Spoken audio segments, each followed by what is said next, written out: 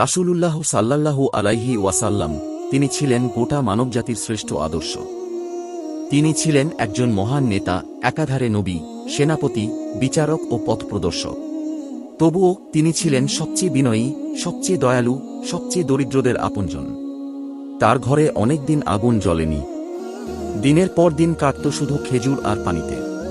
তবুও কোনো দিন তার চেহারায় অভিযোগের ছায়া দেখা যেত না। একবার এক সাহাবী ক্ষুধায় কাতর হয়ে রাসূলুল্লাহ সাল্লাল্লাহু আলাইহি ওয়াসাল্লামের কাছে এলেন। তার শরীর ক্লান্ত, চোখে অশ্রু আর কণ্ঠে অসহায় আকুতি। রাসূলুল্লাহ সাল্লাল্লাহু আলাইহি ওয়াসাল্লাম তার কথাগুলো গভীর মনোযোগে শুনলেন। তিনি ঘরে গেলেন, খোঁজ করলেন কিছু আছে কি না। কিন্তু ঘরে কিছুই নেই। না খাবার, না পানীয়, শুধু একটি চাদর তাঁর নিজের।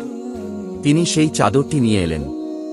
সহজভাবে বললেন, এই চাদরটি বিক্রি করো এবং খাবার জোগাড় করো। কোনো ভর্ৎসনা নেই, কোনো বিলম্ব নয়, শুধু আন্তরিক ভালোবাসা আর সাহায্যের হাত। তিনি ছিলেন এমন একজন নেতা, যিনি নিজের কাছে কিছু না রেখেও অন্যের জন্য সবকিছু উজাড় করে দিতেন। তিনি ছিলেন এমন একজন ব্যক্তি, যার হৃদয় গরিব, মিসকিন, এতিম ও অভুক্তদের জন্য সদা দরজা খোলা রাখত। তার এই হৃদয়ের বিশুদ্ধতা আজও কোটি মানুষের জীবনের আলো। দয়ালু হতে হলে ধনী হওয়ার দরকার নেই, মানবতার জন্য একটি কোমল হৃদয়ই যথেষ্ট।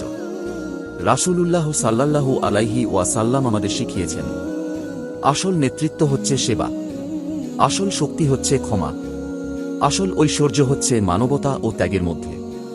তার প্রতিটি কাজেই ছিল মমতা, বিনয় আর অন্যের জন্য বাঁচার প্রেরণা।